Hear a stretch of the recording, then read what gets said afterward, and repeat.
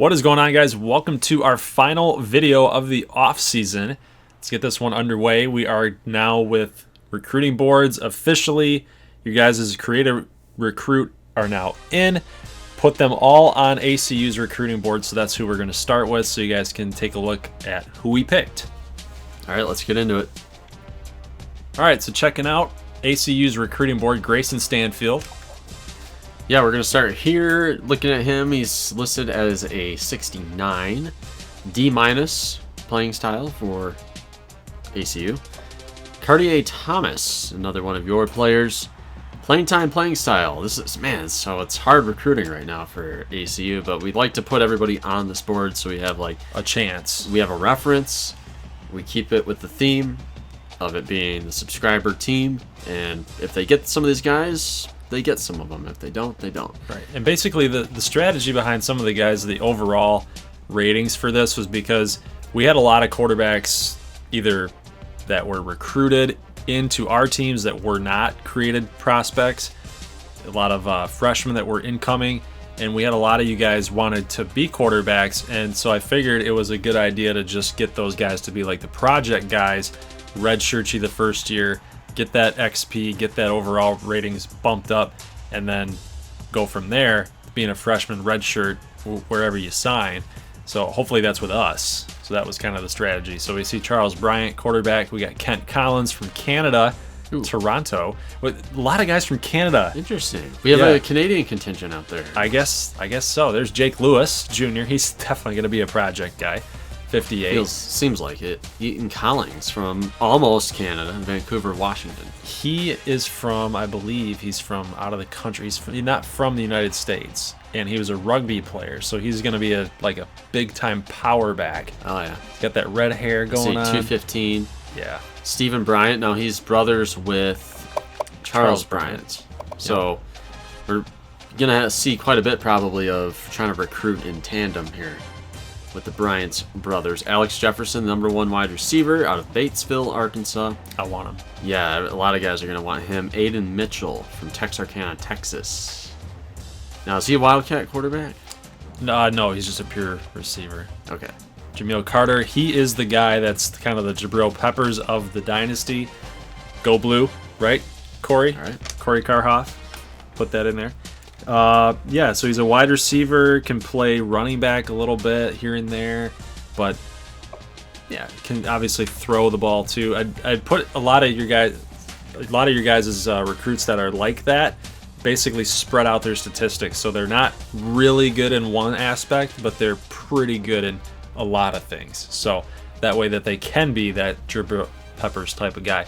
Max Blanchard, the tackle, the big tackle, 6'8", 345 pounds. And this kid is a senior in high school? So we check the certificate. I think we might need to do that. Do you have it on file? We're asking you. Jay Ballmer, tight end here out of Danville, Virginia. That might need to be edited because I think Big Geo wanted him to be Big Ball or Jay Baller instead of Jay Ballmer. It might have auto-corrected when he originally made the post. I like Ballmer, though. I like Ballmer. Yeah, I like it too.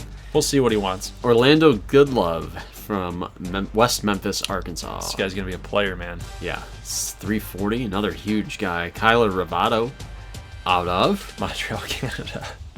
Justice Grant. This guy, I've got a good feeling about him. I think he's going to be a really good one someday. I do too. Nice tackle machine. Matt Bradica, the #1 free safety from New York. We got an uphill climb here to try to get Bradica because this is not Big 12 country by any means. But it didn't matter with Faintest 9. We did okay out there. Oh yeah, Bud Light Gunner. This is supposed to be hyphenated. You can't hyphenate him in the editor here. You can on TeamBuilder's editor, but you can't in game. So it's kind of that's his name. So congrats to his parents. The guy's last name was Light, probably the dad. They must have done it on purpose, man. And he's like, I'm gonna name my son Bud. Yeah, and that's what they did. Good job, Bud. Give me that Bud. Stephen Howell is another guy that's kind of like that do-it-all type of player. He's a kick returner, strong safety, and a corner, so he can do it all. On defense, he's going to be a pretty dang good corner. Quentin Kleck. So the story is that he was kind of, the Kleck family isn't too happy about where. Oh no. No, they're not too happy with where Luke Kleck decided to go, and we're going to go check on him after this recruiting and see where he ended up. But Jack Kleck, the tight end for ACU, everybody's happy with that. We'll hopefully try to get Quentin Kleck to go over to ACU to join his brother. Here's a question. How many Klecks are there? Because I That's got a feeling question. we're going to get one every year. That might be the case. Maurice Johnson out of Louisiana. I think now we're starting to go down the list of just the randomly generated recruits. So basically, now we'll go forward and talk about some of the strategy about each and every team. And if your guy ended up on a certain team builder team that we have, then it just fell within the strategy of what we're looking to do with that team. But for sure, we wanted to get all of your guys on ACU, like we had mentioned before. Lewis Morgan is actually one of your guys' created recruits. Yes. So here now, ACU, we're sticking with that method where we're really trying to go after some top-level players here. A lot of these guys are already expressing interest in ACU because we're highly ranked to start the year. So that's a very good thing for their recruiting hopes. Hopefully we'll get a little bit better of a recruiting class this year. All right, so we are actually going after quite a bit of you guys. So Matt Bradica, definitely a player that I would love to have, that number one free safety. We need some help with Adrian McCool and Duarte eventually leaving the team. We need a guy that we can hang our hat on back there in the secondary. Orlando Goodlove will help the offensive line. Eric Buchanan, another tight end, because we do have Kevin Tratnick is that wide receiver, but we've got a young tight end with J.R. Fuller, but Buchanan would be a nice little out add. of Missouri too, so he might be gettable. Yeah. You're going after Alex Jefferson. Oh yeah, we have to get him. We have to get him because you got Dede Foreman and Mercutio Hardaway. Yeah, that'll help. And he's got ACU number 1 with McAllen 3 as of the preseason. So you're going, let's see, cornerback here, Henry, Brandon Hill. So this is shaping up pretty good. A lot of these guys already like you, so you don't really have too much convincing to do. Right, and we do need a quarterback, so we were going after Grayson Stanfield. I kind of like the storyline here because Ryan Stanfield, this is Ryan Stanfield's son, by the way, Grayson Stanfield. Yes. But as a thank you for sticking with us through a pretty stressful time, I would imagine, it's like, hey, get him in the game. Yeah, can you imagine, 10 years from now? He can check this out. He's probably going to be watching this. Yeah. He'll be like, hey, I made the game before I was even born. Awesome. People we don't even know. All right, so you got some safeties here, Henry and Norton. You got linebackers. So you are attacking the secondary. Yes. Here. I kind of like this guy, too. Tyson Fenner. Okay. Yeah. More cornerbacks. I see some D linemen here. Johnson, Robinson, and Oliver. This guy, I scouted Aaron Golden. He's a 66 overall. The guy can't catch a pass. So his catching is really low. He's definitely a project type of receiver. What appeals to you about it? The catch in traffic. Kind of. Yeah, that's pretty good, The actually, speed is a 93. So maybe he's more so a guy that can return kicks. Okay. And that's really much where I'm at with him. And then the rest of the recruiting board, we got a lot of high 60s. This is kind of More because corners.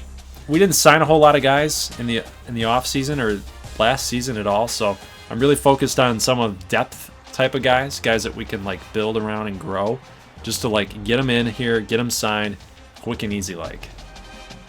All right, let's check out the Nebraska State Prairie Dogs here, and we are punching above our weight class this year. I got a good feeling. You have the most random sayings. I swear to God. You never heard of punching above your weight class? No. Oh, okay. I've never heard of that. Well, let's get down to brass tacks here. You got a better recruiting board than I do. Only because we have confidence. We think we can get some of these guys. And, some of it is a shot in the dark. But Stephen Cust is taking his recruiting national. Okay, For those of you guys who don't know, that is the head coach's name. Yes, we're going Indiana, California, Florida. And this guy, I looked at him and I saw he's from Kansas and I was like, That's kind of in our footprint, so why not? Hawaii. Can we go back to Alex Harris one more time? Yeah. USC, Alabama, Ohio State, Oklahoma. Prairie Dogs. Just I ain't hop scared. it in there. I ain't scared. Okay. Wisconsin also in our footprint. So we're looking at these guys and we're like, why not? Let's start looking at some guys who are actually expressing interest in Nebraska State. John Hodge out of Iowa. John Hodge. Graham Keith from Colorado. We're gonna have to fight with Denver for him if we can crack that board there. Bradica is not going to be on our board. Mark Goodman out of Missouri. We're getting some love there. Stephen Williams from Michigan. Stephen Bryant is on our board. Brenton Ward, we are in second. Richardson, Parker. So, again, I mean, when I build my recruiting classes, I don't even look at my depth chart.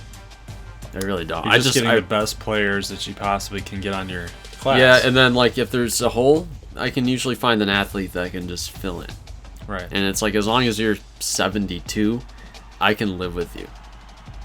And I usually have those guys because I just spread it out, go over the whole thing, and just see what happens. It's not a bad strategy. It's something that I don't implement. I have a different strategy in that I like to target like specific players that have squat, or bench press and have the measurables, size, speed. I look at that stuff. I like to do that little deep dive. You're just like, I sort by interest. And if you put Nebraska State first on your board, and as long as you're a 3-star or better, you're automatically on my board. Then I go down to the 4 stars at 2, put them on my board. 3 stars at 2, put them on my board based on need.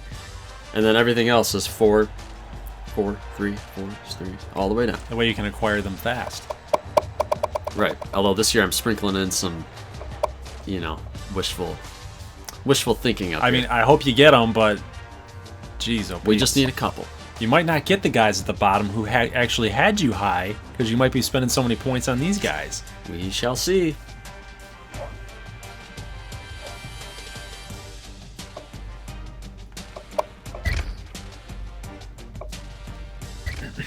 Now let's go faster. Yeah, we got some Wildcat guys to talk about in this one.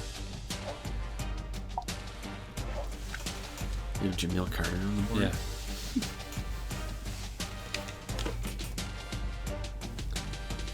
All right, so let's take a look at the Amber Wave. Oh, shoot. All right, let's take a look at the Amber Wave's recruiting board here. Jamil Carter is their #1 guy that they want to target. And why is that? Well, wide receiver, he's listed as a wide receiver, but we all know by now he is a quarterback, running back, can play some defense. He's the type of guy that Camu would love to have, especially in this option type of offense, or even defense. We need some players here, and Jamil Carter would be a great guy to get. Bruce Morris, 6'7". This is a CPU-generated player. Defensive end, Joe Jones, Rodney Jenkins, Ross Brown. So we're looking at offensive line. We're looking at defensive players here as well. Yeah, I see Jones. We're revamping that Broken Arrow Camu rivalry. Oh, where? In recruiting. Right here? Joe Jones. Oh, yeah. So we got a nice little running back here, Mark Bellamy. We're going after a lot of defensive backs to try to shore up that defensive backfield. Serge Cobb. This guy's got a great name. I love it. A lot of running backs we're going after as well. So basically just a lot of depth guys. Brandon Ray, might not fit our quarterback scheme, but I like where we're headed with Camu's recruiting board, especially if we can get Jamil Carter. All right, here is Odessa State's board. We are looking at some athletes here. Pat Dowdell and James Harris, both from Texas, and they're currently not looking at Odessa, but we're hoping to change that. And we think we can put a move on them because they're from Texas. So hopefully we can figure something out there. Marcus Neal, a 5-star recruit, we're adding because we love to pass. He's straight out of Compton. All right, Clayton Hudson. We're 4th on the board there. Obviously, we need some safety help really bad. Ooh. John Johnson. Ooh, yeah, there you go. What Number a creative 6. name there, CPU. Alex Jefferson from Arkansas. Got to get him, man. We want those wide receivers, man. John Hunter, Jamil Carter, definitely on our board. This is I think, the destination for Carter. I think we really want him to go to Odessa, right? Not if Camu's got anything to say about it. We'll see. Dan Ferwerda. Ferwerda. Okay. Orlando Goodlove out of Arkansas, also on the board for the Dust Devils. Aaron Howard, another wide receiver. You got some Smith there, Brian Smith there, athlete. Definitely looking at some offensive linemen. Matthew Henry going toe-to-toe with the Thunderwolves. Bring it. You got another Hodge on the board. Marcus Maynard out of Louisiana. Mike Gonzalez. Nice little buy low, the guy right there. Aaron Lee, the wide receiver, 68. Kyler Rivado making another appearance on a board. Cartier Thomas. Yeah, please let us know how to pronounce this. Is it Cartier? Cartier or what is it? Cartier? I'd say Cartier. I would say Cartier, like Cartier French. Thomas. Yeah. From Augusta, Georgia, and he's currently listed as a pocket passer, so we'll see if he ends up being a good fit for Odessa. Odessa, they might have to, tinker with their offense a little bit, but, if he's a good playmaker, you can play anywhere. All right, let's take a look at Little Rock Battlehawks recruiting board. Aiden Mitchell, the top guy as far as overall goes, wide receiver. They definitely need some more playmakers with Lonnie Luke, the slot guy. We've got Etwan Billings as well. I know that Cobb and Shamar McFadden are getting a little bit older as well, so definitely need to address wide receiver. Marcus Hollins on defense, number 3 so far, so he's got some interest here. Number 11 in coverage for linebacker. Nice pick there. Brandon Kent, number 2. So obviously a lot of guys on defense. We got trying to go after some playmakers here with wide receivers. Nate Bobo, defensive tackle. He seems like he's a pretty good player. Wants to go to Arizona, Washington State, Oregon State. I would say I would throw Syracuse in there, but I think that's just a hometown pick. So he obviously doesn't care about location. Yeah. Right. He would be a nice pick for them for sure. I don't know why he keeps doing that. Sean Richardson, maybe we don't need to be focusing on tight end because I think we addressed that last offseason. Stephen Howell makes an appearance. Stephen Howell is like we said, corner, strong safety, and kick returner. That's a pretty interesting board. Michigan State, Kansas State, Hawaii. Yeah, he doesn't care about any of that stuff either as far as location goes. He doesn't have anybody. He's not even considering South Carolina. Doesn't look like. So interesting.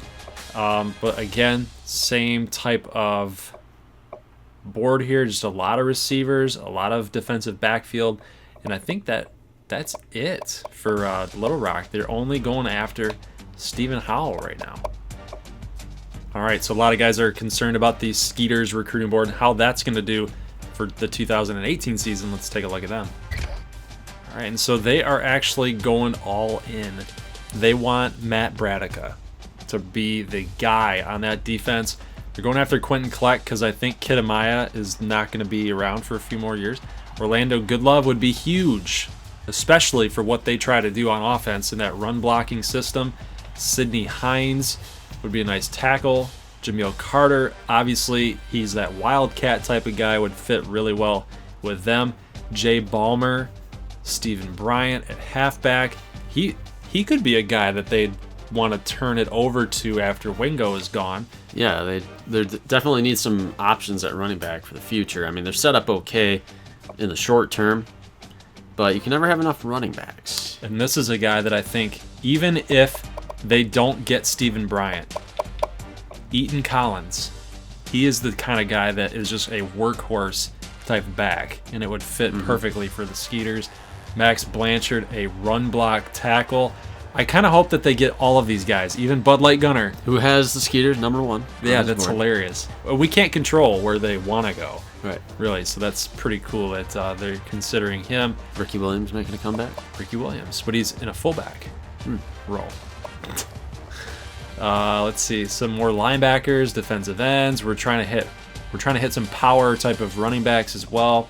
So it's a pretty good board for the Skeeters. I think that they're actually going to clean up this season as far as recruiting goes. All right, Broken Arrow, let's get to it. All right, on the board for Broken Arrow, we have the number 1 overall recruit, Lamont Christian. And why is he on the board? because I had an extra spot on the recruiting board, and I said I'll just put the number 1 overall player and see what happens. You had 34 or 35, and he's your 35. All right, we're looking at punter for the future. We have Jonathan Marshall here, 78 overall from the state of Oklahoma. And he's looking at all 4 Oklahoma FBS teams, except for Tulsa. Good job, Jonathan Marshall. All right, James Henry at cornerback. So we're in a couple battles here with the Thunderbolts. Terrence Concepcion. Why do they love that last name? Do. How many people have that name? Yeah, I bet 6. I bet you every single person that's done a Dynasty has seen that last Concepcion. name. Mark Goodman. We've seen him on another board, I think with the Prairie Dogs. Brandon Hill as an athlete, Pittman tight end. So Broken Arrow, I think they're kind of hanging around the 3s. I see Stephen Bryant here. They're going after the Bryant brothers. Justice Grant is on the board. Obviously, Broken Arrow likes their defense. And they're also looking here Stephen Howell. Charles Bryant at quarterback. Jay Ballmer. Kyler Rivado. Yep. There's Charles Bryant. Yep, So Rivado for sure. Blanchard also making an appearance here, and Eaton Collings, because we know the Wranglers love to run the football. All right, let's look at the McAllen Matadors here, and they need a big recruiting class because they kind of dropped the ball last year. And they're going to start off by trying to go after Pat Dowdell and James Harris. So kind of like the Dust Devils, these 2 guys are at the top of their board. Out of Texas, Marcus Neal also on the board, much like Odessa State. David Singleton here. McAllen is in 3rd at guard. Clayton Hudson at safety. So we're still seeing that rivalry brewing with the Midland State Mustangs. Caldwell also here. So offensive line wants to be addressed. If I may butt in here, Yes. I know you're on a roll, but think about this as a storyline. McAllen dropped the ball, like you said, in recruiting. Odessa cleaned up, right? They're both from Texas. Mm-hmm. Do you think that there's any part of the McAllen brass saying, we need to start poaching whoever Odessa is going after? Because it's not so much a Texas thing anymore. It's literally, they did extremely well. They like to kind of run the same offense that we do. Same kind of style. Right. Maybe we need to poach and do what they're doing. Yeah. And we see here John Johnson again. Alex Jefferson, a guy that McAllen, I think, really wants. Jamil Carter, not currently on the board for the Matadors, but I think will get in the mix here eventually. James Bailey, Freddie Bolden here. Looking pretty good. Kent Collins is on the board. McAllen, they have the guy that we talked about in the intro video, Harkless Blair, is kind of the guy that's going to take over in the near future, but they do need to look ahead a little bit after that. And Kent Collins could be a guy that could really help them out. Abraham Young, looking at Denver. We have Goodlove. I think McAllen is a good candidate for Goodlove to go to. We have Slaughter, McCray, Billy Adams. This is an interesting prospect. They have him rated as a balanced quarterback. All the signs point towards the Matadors. Could be another guy. Got that. Well, I mean, look at the throw power, 86 and 81. That's not bad for a freshman. He's going to be really good. I got a good feeling about him. And so he's looking at Midland, McAllen, and Amarillo coming out of Houston, Texas. Terrence Concepcion is in the lead for the Matadors. Adam Murphy, Charles Brady. So we're looking down here. I'm looking for some guys. Lewis Morgan is on the board. We are 6th right now. Keep in mind he does everything. Running back, quarterback, receiver. Yep, and Max Blanchard also on the board there at 6'8", who's an absolute monster. And then Jake Lewis. I mean, look at the schools that Lewis is looking at. He must be really smart. Well, give him a little scout here and see if he's actually a 50. I don't think he's actually 58. I think he's higher. Oh. Yeah, exactly. So for everybody thinking out there, maybe Jake, who the person that put Jake Lewis in, thought Thinking that you shafted him. Think I shafted him a little bit, but yeah, he's under the radar. So hey, Michigan with that scouting department, they're onto something. So Jake Lewis Jr. Some teams are sleeping on him in the Big 12, some team builder teams, but McAllen and ACU are looking at him. Yes, smart recruiting. All right, guys, taking a look at the Amarillo Armadillos. Frank Caldwell, the top of their board, the number 2 guard in all of the land. Got to get him, because if we look here just real quick, this is the first team we're doing this with, but the offensive line and the defensive line, I know that we got a lot of defensive ends and defensive tackles, but honestly, with this team, with Amarillo, they love having multiple people. Best talent wins out for this team. That's what they love. They want to build from the inside out. That's kind of what their mentality is. John Hunter, wide receiver, 73 overall. He's going to be pretty darn good. Let's sort this by overall one more time. Sledge, tight end. Freddie Bolden, strong safety. Goodlove. So if we can get Caldwell and Goodlove, they just cleaned up on that offensive line. Kawika Johnson, another tight end. And we need another tight end. Being him a 4-star. Another guy from the East Coast, and he's looking at Pac-12 schools. Oh, yeah. That's a good and point. Syracuse. That's pretty odd. Slade Morton. So, again, you guys can just see the overwhelming trend here is that we're just looking at a lot of offensive line, a lot of defensive line. Charles Bryant, quarterback. Got to look at quarterback. Stephen Howell. He seems like an Amarillo type of player to me. So I thought that would make sense. Lewis Morgan, we got to find a replacement for Rayshon Beckham sooner rather than later. Jay Ballmer, so we're still looking at tight end. Cartier Thomas, Kyler Rivado. Let's see, Eaton Collins. We want to be able to run that football. Can we scout Collins? Yes. Let's see where he's at. 68, so +5, 68. And we know that Jake Lewis, way up there. Oh my god. Yeah. He's going to be good, man. He's going to be solid. Everybody seems to be sleeping on him. So I kind of like the fact that Amarillo, ACU, and McAllen are really the only ones looking at him. All right, looking here at Midland State, we have Pat Dowdell and James Harris again. So, I want these guys out of Texas. These athletes probably need to go to one of our teams. And we have Quentin Kleck here, looking at kicker. How are we doing at kicker? Because we got Beauchamp and is he listed offense? Beauchamp's a junior, so we got to be thinking ahead a little bit. And you see Jameel Carter here. That's going to be a good one. We're looking at a couple DBs here. Greco is a guy I added out of Texas. We're looking at Mike Merrill. Could be a good one there. And you'll notice this year, our custom recruits are a little bit more spread out. That way we're not fighting for the same people all the time. I think we wasted a lot of points going after the same guys. Cannibalized ourselves. Oh yeah, so there's a couple guys like Mike Merrill I haven't seen on anybody's board, but Midland State is 5th. And if we can get a 6'6 safety, yeah. Clayton Hudson, I've seen him a couple times. Alex Brooks is again, guy that I haven't really seen on anybody else's board yet. Alex Jefferson and John Johnson, that would be a pretty lethal duo if we could get some of those guys. John Hunter, James Bailey, another guy coming out of Florida, athlete. Dustin Sanders at tackle. Man, this is pretty loaded for Midland State. Yeah, Kent Collins out of Toronto.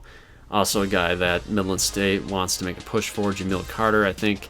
We're in the lead right now. We'll have to see how that shakes out. More secondary help there.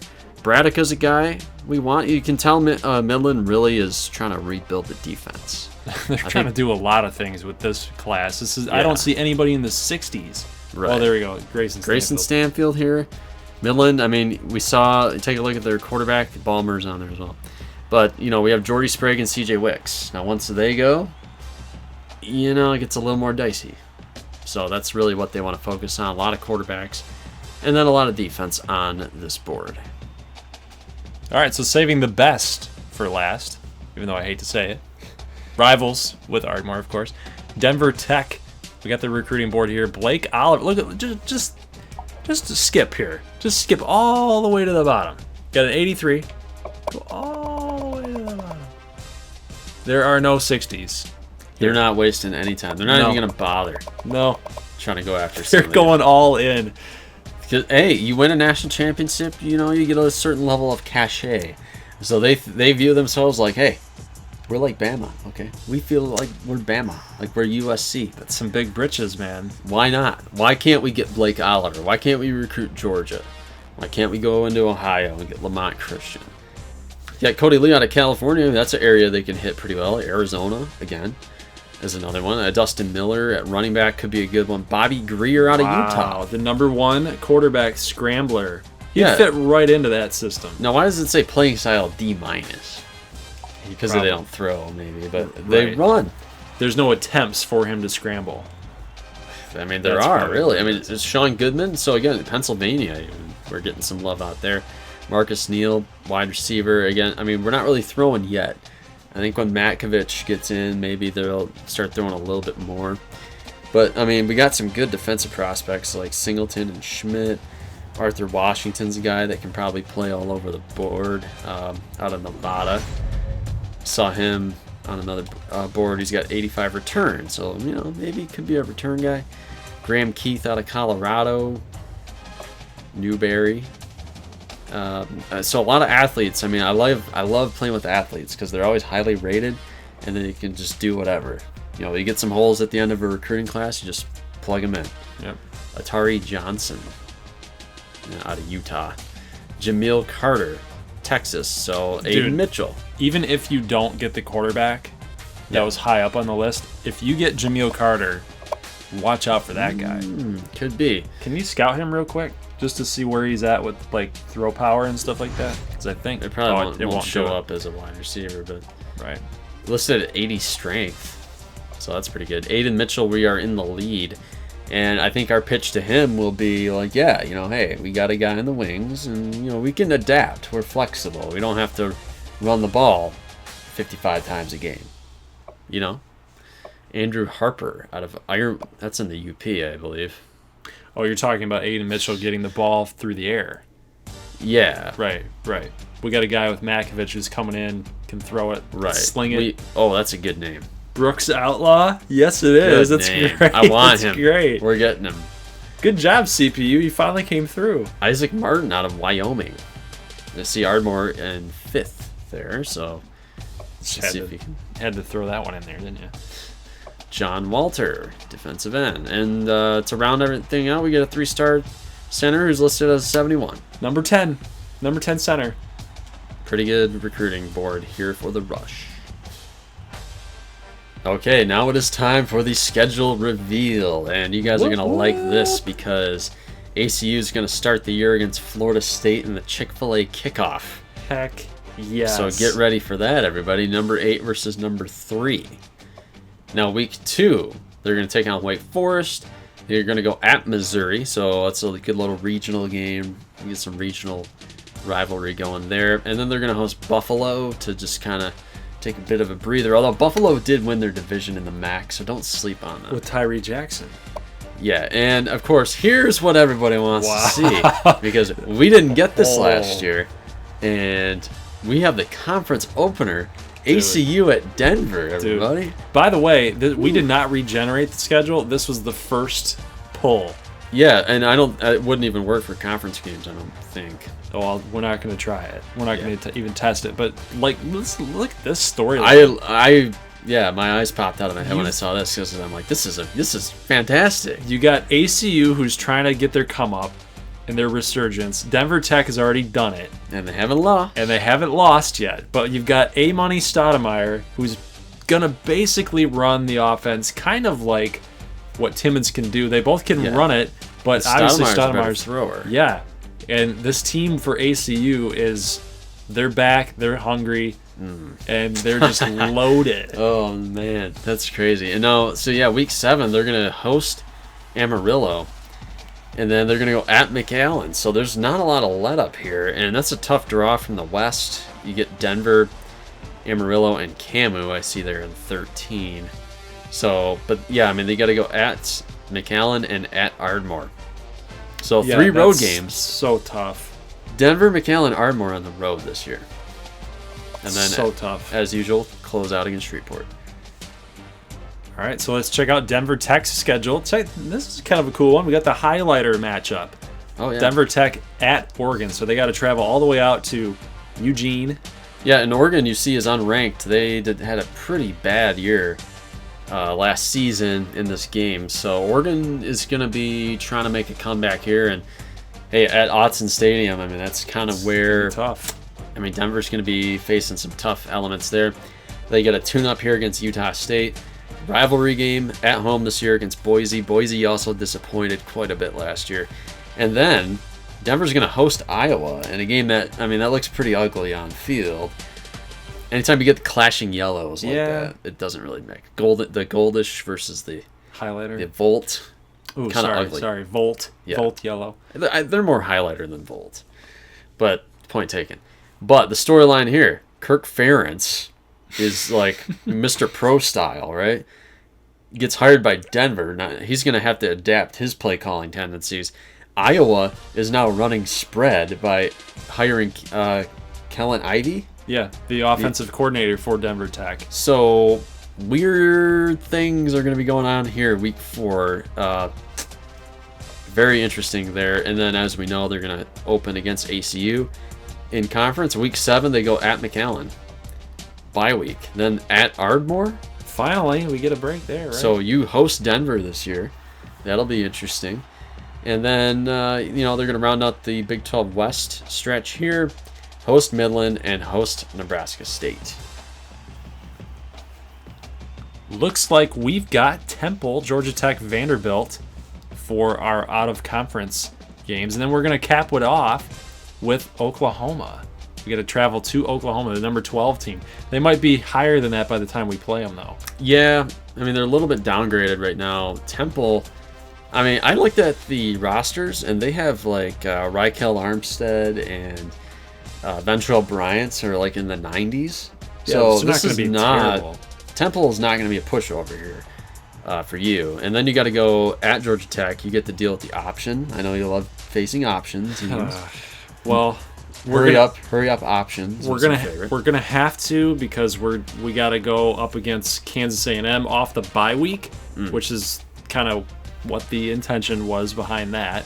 And then we got to go Odessa with all the pass. So get a bye week. And yeah, then we not go Denver that bad Tech. of a opening 6 games. I mean, No, other than Oklahoma, like you should take care of those games, I would hope. But then here's where the hard part comes in. You get Denver from the West, get ACU. We know Shreveport and Little Rock can be difficult, and then you end the year at McAllen. Rivalry Broken Arrow. I like the schedule. I think it sets up for a pretty good season with a lot of changes with the team, especially like at quarterback with Cody Shanahan. So I like it. I think we'll do okay. All right, here we have Nebraska State. They're going to open the year at Hawaii. So Jeez. They're flying all the way out to Paradise, and they're going to play a football game. And now week 2, they're going to take as a bye because, you got to fly back. You got the whole jet lag thing. You got to catch up on their classes, all that good stuff. Week 3, they're going to open up with their home opener here against Northern Illinois. And the Huskies also, another traditionally solid program, had a weak season last year for whatever reason. And, I mean, that'll be an interesting game. I mean, Northern Illinois, you can't ever sleep on them. I'm taking Northern Illinois just because Huskies eat prairie ducks. Well, hey, in Hawaii, too, had a pretty good year last season in this game. I think they won their Mountain West division. Oh, yeah, they did because they played New Mexico Yep. in the championship game. Hawaii, I'm just going to say this. They also looked pretty good the other night. Beat Colorado State on the road. Oh, in real Just saying. Yeah. They look fun again. Hawaii looks fun again. Back to what matters. Fake video games. Yes. We're going to go at Nebraska. Nebraska State at Nebraska. I've seen a couple comments over the past couple months asking about maybe this could be a game. It is. It's been in the works for a while. We always know. We've had this game scheduled for a little while. Then we're going to have South Alabama. Just because we're Nebraska State and we stink and we need confidence-building win. Because this is probably a loss. Hey, man, Gus Malzahn is now the head coach at South Alabama because ACU got him fired. You're right. For beating him in the Cotton Bowl. So it could be more of a test than you think. You're right. I'm not sleeping on South Alabama. We barely beat Bowling Green last year, okay? Yeah, that's true. Now we're going to host McAllen for the opener, and we go at Little Rock. I mean, Little Rock crushed us last year. And then we get Broken Arrow, Odessa, Camu, Midland, Amarillo, and Denver. So our draw from the East, really not that difficult. I mean, McAllen, Little Rock, Broken Arrow could be a lot harder. We dodged ACU again this year. I am looking forward to the day where we finally play the Spartans. How crazy is it that you've dodged them 2 years in a row? When you finally get them, you're actually gonna be pretty good. Hopefully. So it's like perfect timing. Hopefully. All right, so taking a look here at Kansas A&M's schedule, we are going up against South Florida. We got to travel to them, then we got to travel to Kansas, which kind of that flyover state type of game there, grindy type of game. They're going to Dodge City to Lawrence. Yes, it's going to be a battle on the ground for sure. And then we get Bowling Green at home, and then we take on Kansas State. So kind of the ultimate culmination of the out-of-conference game is against a interstate rival. Yeah, and then they're going to open up that Week 6 conference game against Ardmore. This is a game I would like to see here. That'd be pretty Broken cool. Arrow. I don't remember if they played last year. I'd have to look at that. A lot of information to process. It is. It's a lot. They're going to go at Nebraska State. They play ACU again this year near the end, and then close against Odessa. Which is going to be a little bit tougher this season than it was last time. Yeah, I would not be surprised to see Cameron run the table here. Go 4-0 in the early going. Kansas State, keep in mind, hard. they were ranked in the top 10 when Ardmore played them last year. So, it's still a good football team. It's probably their toughest test of out of conference before they have to take on Ardmore. But they could easily do it. All right, here is Odessa State. Now, you guys can probably see the non-conference slate here, and there's a distinctly western feel. Odessa, you're talking about West Texas, so California, it's not that far away. It's not crazy. So they're going to go host Fresno at San Diego State. Then they play UTEP, New Mexico. I want to flip that. That should be flipped. So that's a pretty interesting slate there. And they're just taking it easy. You're taking it easy. You're breaking in a lot of true freshmen. Yep. You're trying to just get off on the right foot. You got just BTFO'd last year in conference. So you need all 4 of these games to be wins.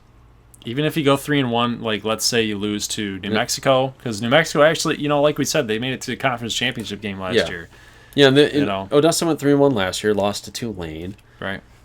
Now they're going to play Little Rock for their conference opener. Cool matchup to me. Yeah, they're going to go at Ardmore there, and the Midland State game is Week 9. I'd like to show that this year. Hopefully we can get it in. I mean, last year Odessa was so non-competitive that we couldn't justify showing this game. They're going to host Nebraska State this year. Ooh. At Denver. I mean, Denver just wiped the floor of them last year. They don't have a defense. Yeah, that was ugly last season. And then, as we mentioned earlier, close out here against Camu.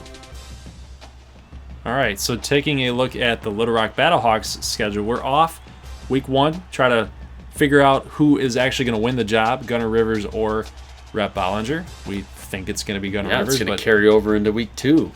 But they're going to open against Eastern Michigan, so you figure both quarterbacks are going to get a look here. Yes. Although, this is the 3rd time we've said this, or 4th time. Keep in mind, Eastern Michigan won their division last year, so they're not totally a pushover. Not anymore.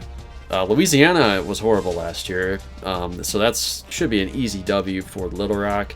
They're going to host Troy. Troy will be a good game. And so hopefully you're looking 3-0 heading into Week 5 against Auburn. Yeah, and then you get Odessa State, Nebraska State, Shreveport. That's a pretty easy 8 weeks, so 2 months. Oh, yeah. 2 months, and Little Rock is looking pretty good. I would give them like a 5% chance of being 7-0 before they play ACU.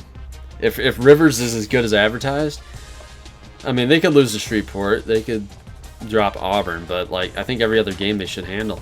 But look at the closing stretch here for the Battlehawks. They're going to take on ACU, Amarillo, Ardmore, and McAllen. So obviously the heavy hitters in the Big 12 East kind of packed in later in the schedule. So hopefully Gunnar Rivers will have his feet wet by the time November rolls around.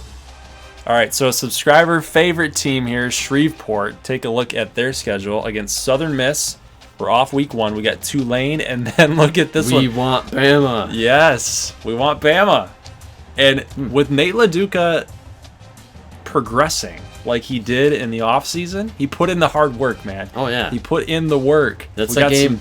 This is that game that all those guys, they've been circling. Yes. Like, this game was probably scheduled in 2013, and every player that's been coming to Shreveport, it's, oh, yeah, I see 2018. We are at Alabama.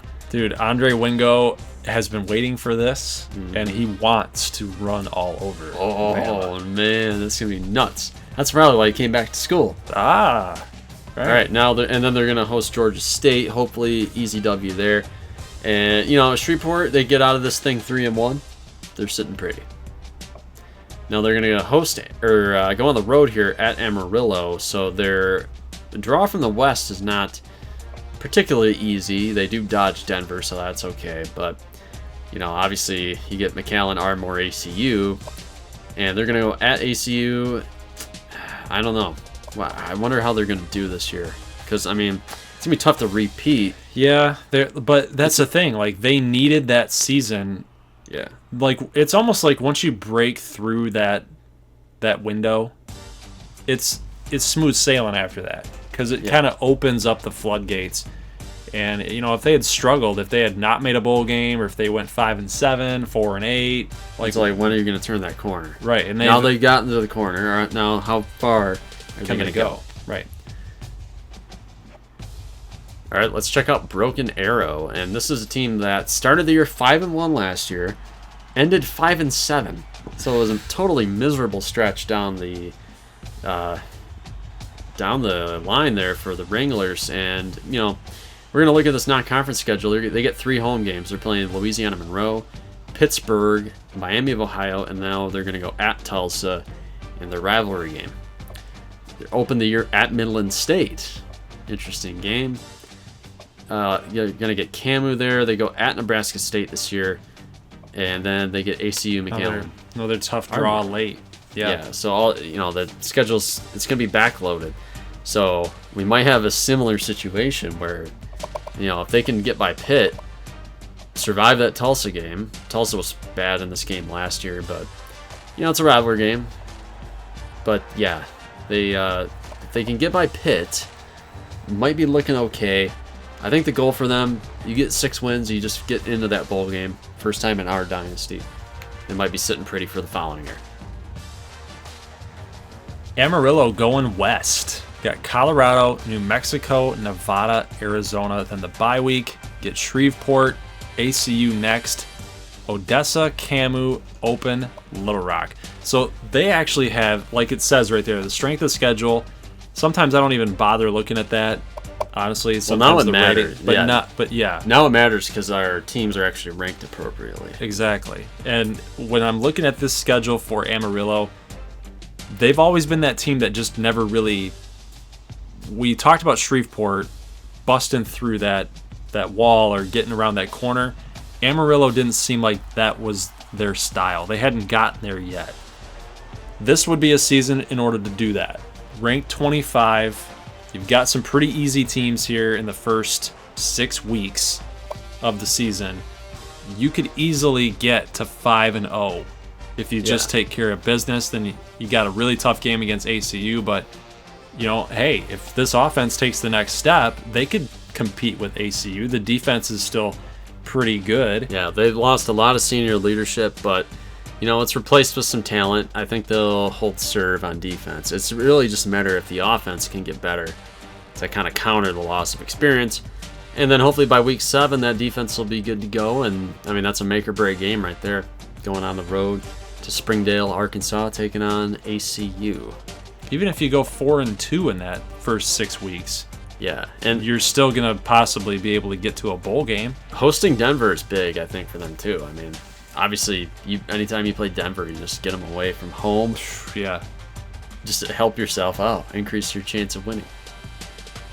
All right, let's check out McAllen here, and they're going to skip week 1, get prepped here. They're going to host NC State week 2. Boo. You don't like NC State. because they stole that BCS bid from Yes, me. they did. But let's be fair here. They did beat the American Conference champion West Virginia Mountaineers, and that's why they're coming into the season ranked number 10. So this is a big game. This is 2 top 10 teams right here. Yes, it is. Good week. Good week. Week number 2. McAllen against Houston. Nice little Texas rivalry game They there. play every year. Every year they're going to play. They're going to alternate home and road. They're going to host Louisiana Tech here, and then they're going to host Tulane. And then that goes into the conference opener against Nebraska State. And again, they draw Denver from the West. So host ACU this year, though. So this is big. This might be why they lost those games last year, because they played all those important games on the road. They did beat Ardmore, but Denver and ACU, they lost by a sliver. And then this year they get them at home with the fairly cushy non-conference schedule. I'm telling you, man, I think this could be a team.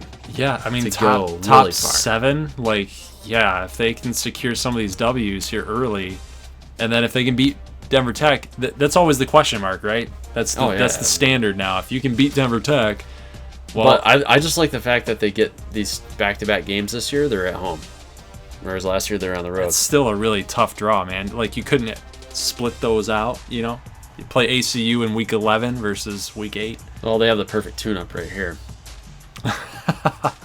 Very true.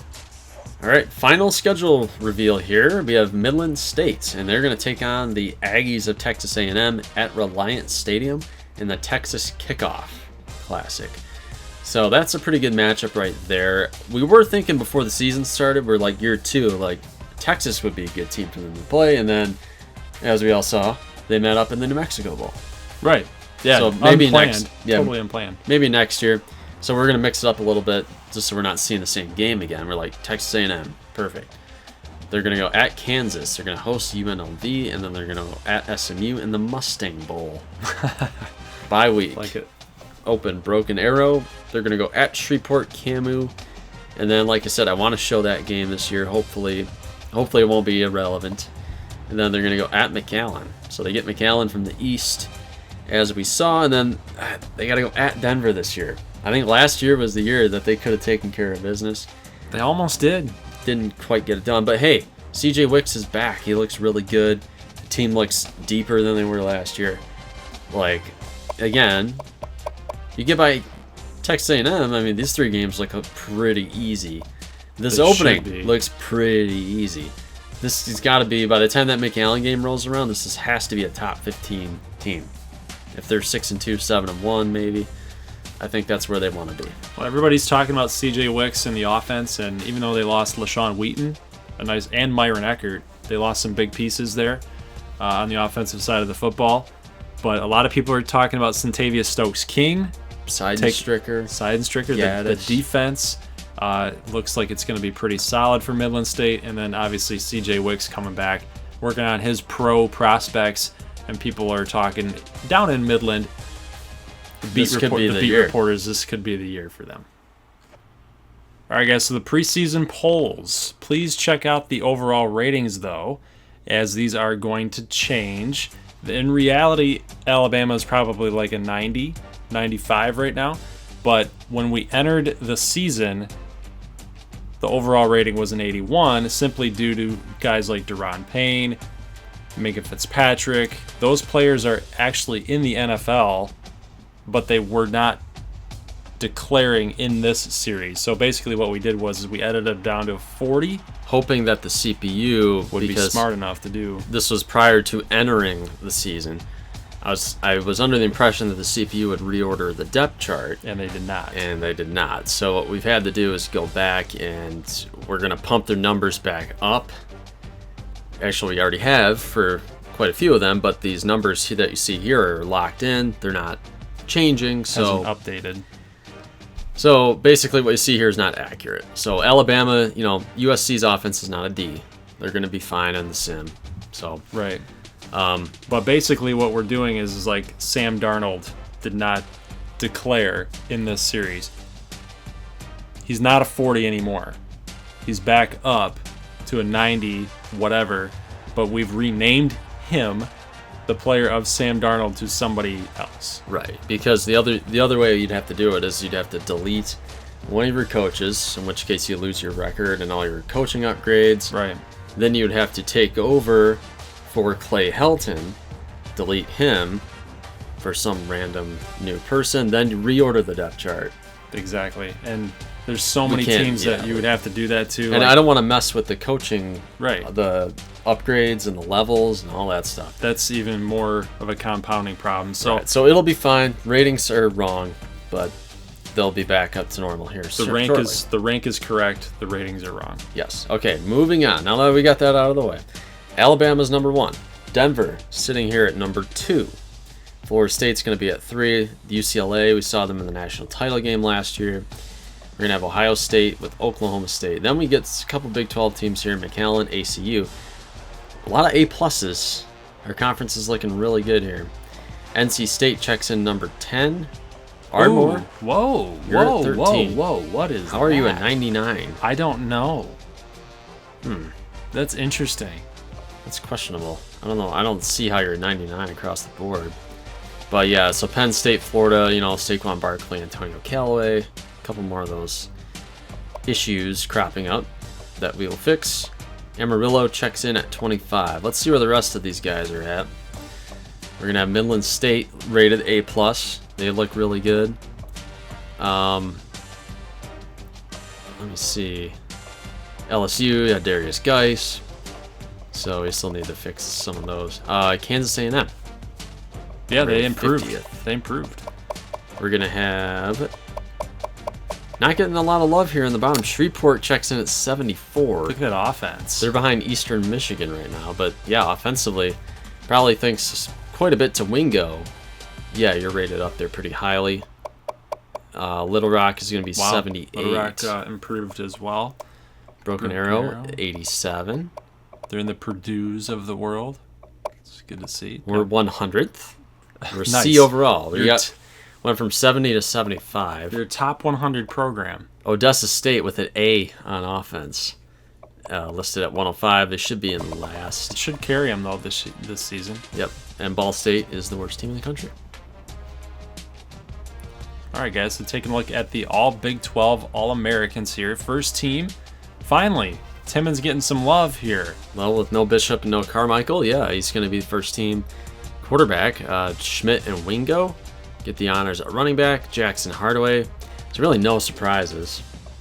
Yeah, Endicott. I mean, a lot of good offensive linemen in this conference. You got Delgado, Oyatunda, McKenzie, Ziola, and Alexandro. Vinny Hill-Parrish still killing it. He's not even that good. He's not even actually supposed to start. There's supposed to be another end that's supposed to be above him. Yep. You got Randy Lowe, Stovall, Hammer at linebacker. McQuarters, Williams, Washington the second, and Hobbs at safety. Benz, Witherspoon, and Shook at return. So, what are your thoughts here on second team? You got Montana Flynn. Yeah, a lot of juniors, Malloy and Joe Johnson. But yeah, Jarquez Holly, obvious pick there for second team. He's not the starter, but he's a touchdown machine. Right. Dustin Weber, Bonaventura. We've got some Midland State guys here. Dennehy and Azugwu. And then Groudhouse at left tackle. Braxton Terry Sims is a 97 overall. Ayo Garrison as a safety, 80 overall. Moses Griffith, not a name I've really seen too much, but we checked out a Little Rock camp. Got him midway last year. Marty Wietenheimer at 84 overall. Jeff Lockheed getting some love. You get Duarte McKinley with Seiden Stricker Tomlinson. Zabko. A lot of DBs that are really good in this conference. Yep. All right, so guys, before we get into the conference outlook and our picks in the contest, we're going to take a look at just 3 teams. We're going to take a look at ACU with their stacked team. We're going to take a look at Nebraska State and Ardmore. Yeah, now here's a look at Amani Stoudemire. And we might see a little more option this year out of the Spartans, but I mean, he can also wing it a little bit. Let's see if we can get Mitchell deep. Looks like you can get Mitchell. Maybe not, because he's coming over there. I'm not sure where this is going. Picked off. Oh, no. Well, Granger. Stoudemire didn't do a good job there, but we know he can throw it.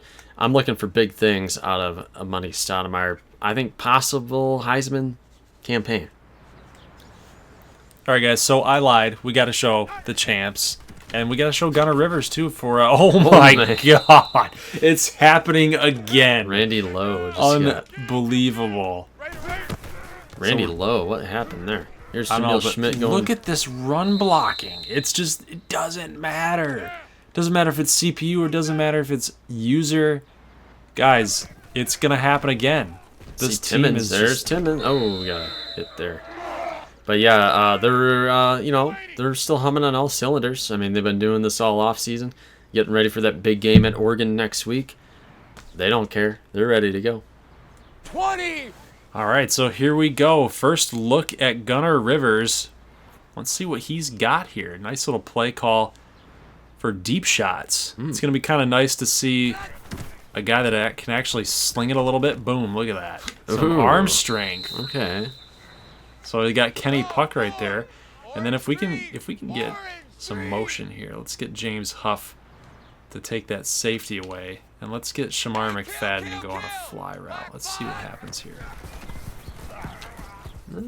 Oh. Almost. Freshman mistake. But here's the storyline obviously is Bollinger's not taking this lightly. So he views this as a challenge.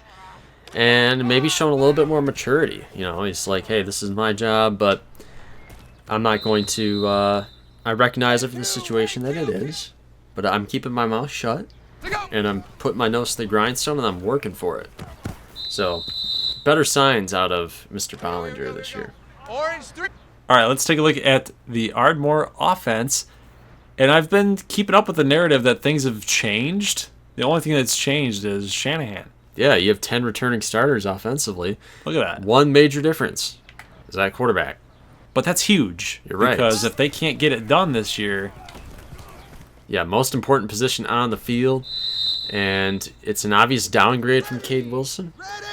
And Shanahan was really kind of the number 3 last year behind Hicks. But it's a weird situation.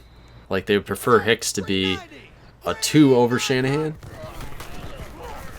But they would not want Hicks to be a 1 over Shanahan. Well, dude, but look at Shanahan right now. It's just these little toss. He's just these little tosses right here. And he seems to be, like, performing pretty well. Look at this. Look at these ball placements. So Shanahan might actually be a better passer than Cade Wilson. If we can check out a run play here to Shook, let's see what we got here. See if the line can actually block. Nope. So it's going to be kind of a good sign for the defense. Yeah, I mean, you can take that for what it's worth. And then, yeah, look at the defense right there. That's Harlan that's McCullough, actually. So we'll have to sprinkle in the run like usual. And maybe we might be opening up the passing game a little more than we have been last year. All right, let's check in with Prairie Dog practice. This is their final tune-up in Grand Island, Nebraska before they hit the road. Travel all the way out to Hawaii. Hawaii, that's how they say it. Okay, so... Oh, Shonka dropped. He finally made a play. But he dropped it. He dropped it. Oh, my God. So, Cameron Willis is coming into the season, and he's doing things like that, which is not good. It's not good. This is not good, Cameron Willis. Floater to Pritchett. Okay. It's the same thing. Nothing's changed. Yeah, he had a wide open look. Let's see if he can go Yarbrough. He likes to bomb it to Yarbrough. Oh, man! Wow. Good okay. stuff. So let's see if you can do it again. Let's try it. Just try it again. Damn. Oh, my God. Not bad. So Willis, I mean, he's showing more touch and more accuracy on his long throws versus his short throws. Black 90. All right, now here is the wrinkle. We have Ben Shanoski here. Now, he's coming off of a shoulder injury. He was injured his final year of high school, kind of dropped off some recruiting radars. Nebraska State, though, still stuck with him. I mean, he was getting a couple D2 looks, a couple FCS, and his game, it throws an incompletion there, but his hero is Johnny Manziel. Now, he models his game off of Johnny Manziel. He's trying to get out into space, make things happen, buy some time, dance around. That's kind of what he likes to do. Yeah, and it's exactly what this team needs. I mean, the offensive line is not elite and not very good in general, so And obviously the wide receivers are not going to be able to get a lot of separation and space because they aren't very good either. So, having a guy like this, who can do stuff like that to Exactly. the Italian wonder here. Emilio Vivaldi. Let's see if Shinosky can do that again. Oh, you got a little... Look at the speed on that turn and then toss it up. But Can't. it comes at a cost, doesn't it? You get a little greedy. He's trying to make those kinds of plays. We saw Johnny Manziel with Montreal in his debut do stuff like that. Let's see him one more time. Okay. Make some magic. Off the I'm looking blitz. for Vivaldi again. Off the blitz and another Oh, no. pick. Okay. So he needs some work. He's super raw. He's getting some looks right now. He's kind of like the number 4 guy at quarterback. He's behind Fitzsimmons. He's behind Gladden. So, Willis right now is the starter. For sure. We're working Vivaldi. We're trying to get him a few more looks in the slot. Offensive line is pretty much the same. Running game is going to be sort of the same. So we got a lot to work on. We're still kind of feeling things out here in the early going. We're going to see how it goes in Honolulu. All right, guys. Here we have the coaches poll. You know how they preseason, they poll the coaches and they give you their little rankings, and here we have the coaches in the Big 12 have voted McAllen as most likely to win the East. Wow, that's amazing to me. I would have easily picked ACU in this. I would too. I mean, that's a really close call either way, but you're gonna have McAllen, ACU, Ardmore, obviously the 3 top teams, and then you're gonna have these guys fighting it out for the bottom 3, fighting out for 4th place basically. Now, Big 12 West, Denver, de facto favorite, runaway favorite to win the West here. Challenging them will be Amarillo and Midland. Maybe this is the year Kansas A&M rises up. I mean, we see here they're 93 overall, so I think they got the horses to do it. And then you got Nebraska State and Odessa bringing up the rear, and we're still way behind. We're still way behind on this rebuild. It's going to be really tough for you this season. Yeah. With everybody else getting better, Yeah. you've kind of been in neutral a little bit. Yep. But that's not your fault. You sure. lost a lot of seniors, you lost a lot of upperclassmen, and now all these guys these younger guys coming up, they've progressed. They'll progress even further next year, but they haven't progressed enough to replace what you've lost. You're right. So, this is the part where you guys are going to make your predictions. Yep. So we're going to be running it the same exact way. You get 1 point for the exact spot, correct? And then for conference champion, we'll have 3 points 3 points instead of 5. I think we did 5 last time. Yes. So That was a little too much. But 3 points, yes, for the conference winner. And I think this is totally wide open this year. I think we should allow some bonus points, maybe an extra bonus point. So in total 2 if you get the first place team correct. Here's what we'll do. You get 1 point per correct spot. You get a division winner. You get 2 points. You get the conference champ. You get another 2 points. Okay, perfect. There you go. Yep. This is fixed. We're kind of tired right now, but we're figuring everything out. Okay, so who you got? Let's make your picks here. I don't have McAllen first. I can tell you that right now. I've got ACU. I'm going to go with Ardmore number 2. Okay. I'll go with McAllen number 3. Broken Arrow 4th. Little Rock finishes in last. And Shreveport finishes in 5th. Okay. I'm going to take ACU. I'm going to go McAllen 2. I'll go Ardmore 3. I think maybe you guys tie. Maybe McAllen gets a tie break, something like that. I don't think you'll have more than 2 conference losses, but after that, I'm going to take Little Rock 4. Okay, all right, dang. Give me Shreveport 5, and Uba comes 6. That's probably more close to being accurate. That 83 defense is really going to do them in. Very well could. Now, in the West, I'll go first this time. Give me Denver 1. I'll take Midland 2. Camu 3. Amarillo 4. I'll take Nebraska State 5. Odessa 6. I will go Denver Tech, Midland State, Amarillo, 3rd. I'll go Camu 4. No, I'll take you 4th. Camu 5, Odessa 6.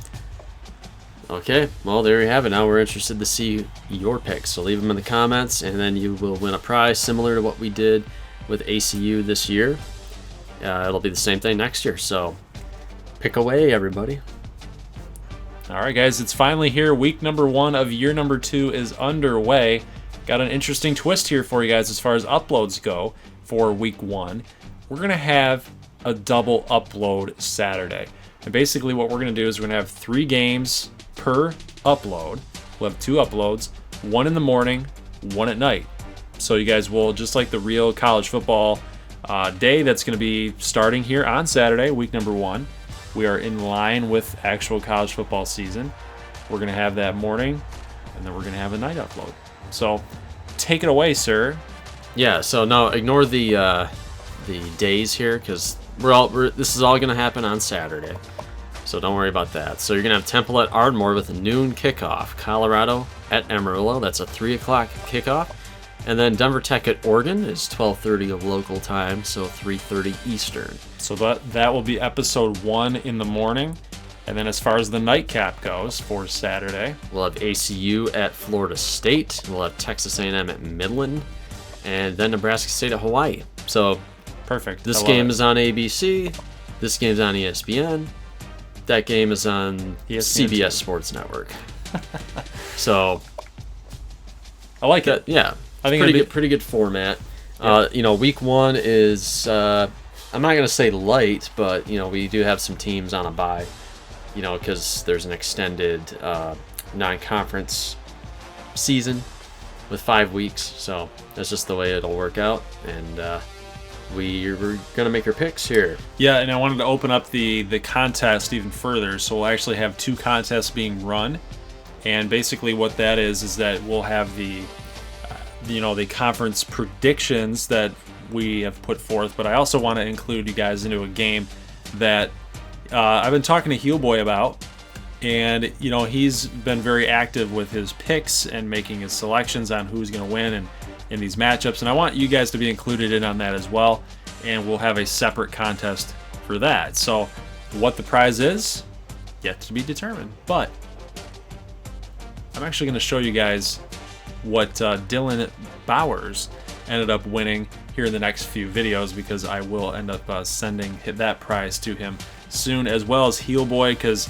we do have some prizes left to give those guys for contest winnings. And I think that you guys will get some hype for that, and then want to be more active in the comment section with picks and selections and so on and so forth. So that'll kind of get you guys hyped up for it. But so every pick that you get correct, get a point. Obviously, you have a win-loss record. Whoever has the best win-loss record based on winning percentage will end up winning the contest.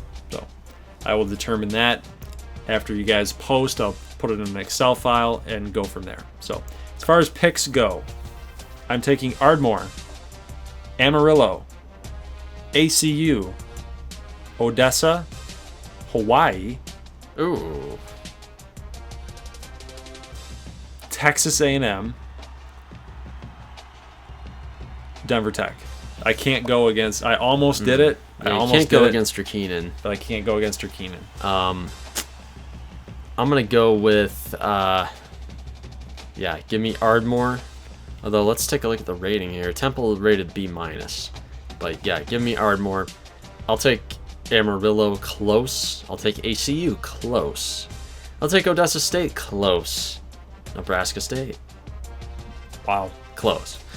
You think you're going to stop that offense? I think it'll. I just got a good feeling about that game. Okay. It's gonna go down to the wire. I'll take Texas A&M just because I don't think we can run the table. I'm just gonna hedge my bets a little bit. But Denver, yeah, give me Denver over Oregon. I mean, Oregon, they really struggled last year, but they're still rated fairly highly. So that will be a challenge for Drakeenan Timmons. I can't wait to see what happens. After all that talk that we we're talking about Midland State. We talked them up big time, and then we're going to pick them to lose this week. Yeah. I hope they win, but yeah. As far as Denver Tech goes, this is going to be an interesting game because you know what? Any team can lose on any given Saturday, just like any team can lose on any given Sunday. And with Oregon at home, Denver Tech might have their hands full. We'll have to see. They haven't lost yet. You just keep sticking with them, man. You keep sticking with your boys here. Oh, yeah. Yeah, but that Timmons, Schmidt, Holly, that trio, that's going to be tough for Oregon. So that's going to be it for today's episode. I know it's a little bit of a long one. As always, check the timestamps below for every video going forward. And guys, we will see you on Saturday for week 1 double upload action. Make your picks in the comment section below. Get in on the conference standings picks as well. That contest, so we'll have dual contests. And like I said, we'll see you guys on Saturday. You guys then, as always, peace.